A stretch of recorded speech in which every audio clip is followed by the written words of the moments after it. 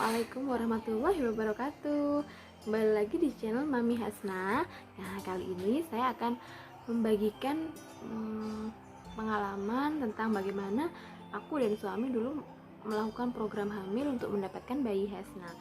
Sebelum aku mulai video ini, jangan lupa bagi kalian yang belum subscribe, tekan tombol di bawah ini nih, subscribe ya. Jangan lupa subscribe, like, comment, and share. Jadi ceritanya saya sama suami saya nggak pacaran ya, jadi cuma ke teman partner kerja. Kemudian suami saya analis, saya sendiri bidan. Kemudian kita ketemu di tempat kerja, memutuskan untuk tunangan. Nggak tahu gimana caranya mau, yaudah takdir Allah. Nah, jadi saya ceritain ya tentang bagaimana saya memulai program hamil bersama suami saya. Saya menikah pada tanggal 7 Desember 2018.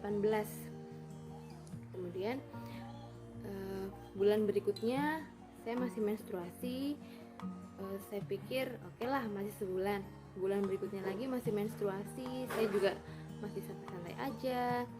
Kemudian di bulan ketiga teman-teman yang bareng saya menikah itu semuanya pada hamil, rata-rata pada hamil semua. Mulai bertanya-tanya dong, kok aku nggak hamil, kenapa ya, gitu kan. Mulai jangan-jangan aku mandul, atau jangan-jangan ada apa nih, gitu kan. Jadi aku kepo nih, aku minta sama suami aku, Mas, ayo kita program hamil yuk, kita cari penyebab kenapa aku nggak bisa hamil, gitu kan. Awalnya sempet suami aku menolak, ya udah sih tunggu aja, beliaunya bilang gitu. Tapi aku nggak mau nunggu-nunggu terus karena takut ada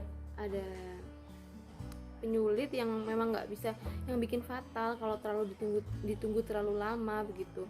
Jadi akhirnya saya memaksa suami saya untuk program hamil. Jadi kita datang ke salah satu dokter SPOG di kota saya.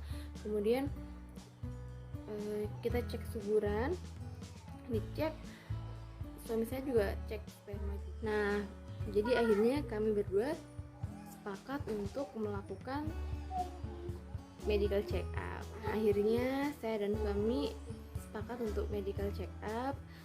Suami cek sperma juga.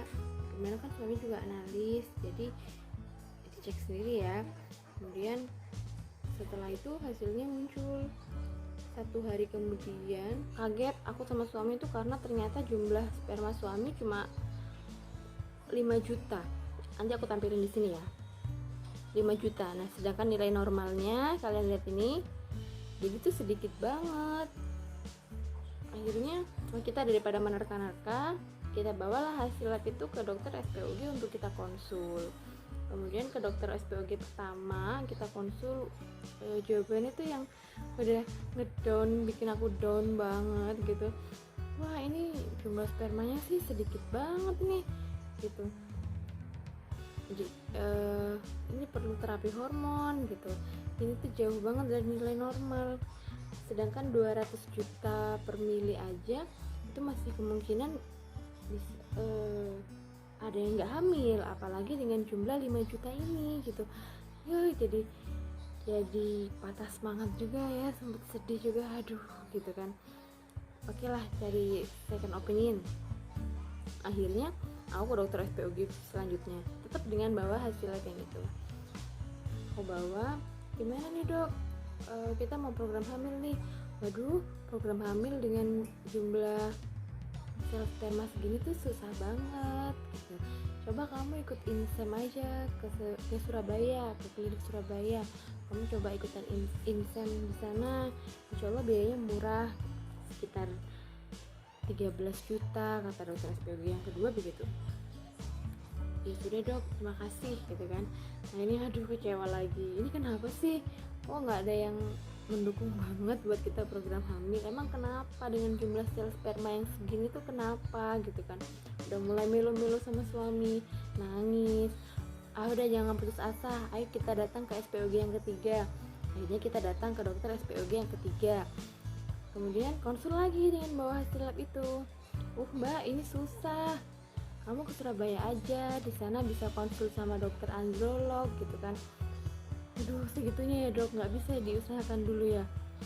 Ya sudah, saya kasih ini vitamin, beberapa vitamin gitu kan, coba diberi vitamin. Kemudian kayak saya pulang sama suami kan, ikhtiar coba makan konsumsi vitamin terus sih, saya sama suami juga minum beberapa vitamin.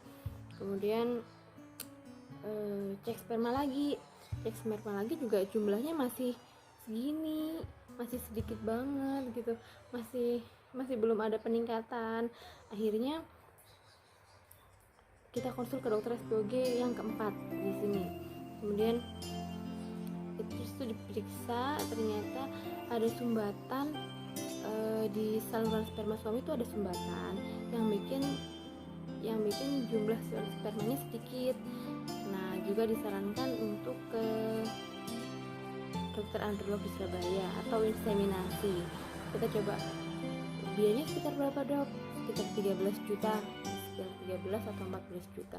Akhirnya bulan keempat pernikahan, saya sama suami mencoba untuk datang ke klinik Verina di Surabaya. Alamatnya nanti aku cantumin di sini ya, buat kalian yang pengen juga program hamil. Nah, di klinik ini tuh aku dateng dengan dicek sperma lagi kan, aku bawa hasil lab yang kemarin sama dicek sperma lagi, ternyata jumlahnya juga masih tetap 5 juta per mili kalau nggak salah. Kemudian sama dokternya di sana, wah ini kalau insem nggak bisa mbak, ini terlalu sedikit, syarat untuk insem itu 200 juta per mili per ejakulat kalau nggak salah gitu ya katanya. Kemudian aduh, kok nggak bisa sih dok, nggak dicoba dulu? Ya nggak bisa, kalau insem itu kan harus ini mencukupi jumlah sperma suami gitu. Akhirnya disarankan untuk melakukan bayi tabung, INV. Sekitar berapa sih dok bayi tabung? Kalau bayi tabung itu ini mbak, nggak langsung bayar sekian gitu, enggak. Jadi nanti setiap pemeriksaan bayar sendiri, satu kali pemeriksaan bayar sendiri, cek lab bayar sendiri, kemudian pembibitan bayar sendiri, kayak begitu-gitu. Pokoknya kalau saya lihat-lihat di total sekitar habis 80 sampai 120 juta lah. Aduh, berat banget, kita kan baru menikah juga, juga perekonomian masih mandiri banget. Jadi uang 120 juta buat kami itu masih gak memungkinkan. Jadi ya udahlah, kita pulang. Akhirnya kita pulang lagi ke Probolinggo. Di sini kita ikhtiar dengan doa-doa. Kemudian sempet ini sih ikutin dianjurin untuk makan buah zuriat. Lihat-lihat di internet, baca-baca tuh ternyata juga buah zuriat bisa mengatasi kehamilan, bisa sebagai program hamil begitu. Akhirnya nyoba konsumsi, aku beli buah zuriatnya di Shopee, nanti aku kasih di sini alamat Shopee-nya yang pernah aku beli. Kemudian buah zuriat itu dipecahin kan, dia tuh kayak model kelapa gitu, kayak dipecahin, dalamnya kayak udah persis kelapa. Nanti dia tuh direbus. Aku ngerebusnya pakai panci yang terbuat dari batu bata, jadi biar katanya sih biar nggak kena ini seng-sengnya gitu. Jadi harusnya pakai yang alami dari tanah biar nutrisi dari buah zuriat sendiri tidak hilang. Nah, aku terapi itu sekitar, ini kan tadi udah mulai bulan keempat ya, bulan keempat aku pakai buah zuriat itu setiap hari, aku rutinin konsumsi itu sama suami. Jadi buah zuriat itu direbus, biasanya aku pakai 3 biji buah zuriat yang aku pecahin, itu direbus di panci yang terbuat dari tanah itu tadi. Kemudian hasilnya disaring, jadi kayaknya warna kayak teh gitu. Rasanya tuh menurut aku enak, kayak apa ya, kayak teh gitu, teh tawar gitu deh. Jadi aku tiap minum mesti aku kasih madu, aku kasih campuran madu. Biasanya aku rutinin aku minum sama suami tiap pagi segelas, malam segelas aku rutin. Nah, Bagi kalian semua yang masih pengen tahu lanjutan cerita aku, gimana ceritanya aku sama suami melanjutkan program hamil sampai aku bisa hamil, tonton di video selanjutnya ya. Buat kalian semua, ikutin aku selalu. Nanti aku ceritain lagi di part 2 nya sampai akhirnya aku bisa hamil, sampai aku mendapatkan garis 2 yang rasanya nggak mungkin menjadi mungkin. Nanti aku lanjutin di video aku selanjutnya, karena sekarang udah malam banget dan aku harus nemenin si bayi bobo. Terima kasih buat kalian semua yang udah nonton video aku. Buat kalian yang belum subscribe, jangan lupa subscribe, like, komen, dan share. Terima kasih semuanya. Wassalamualaikum warahmatullahi wabarakatuh. Dadah.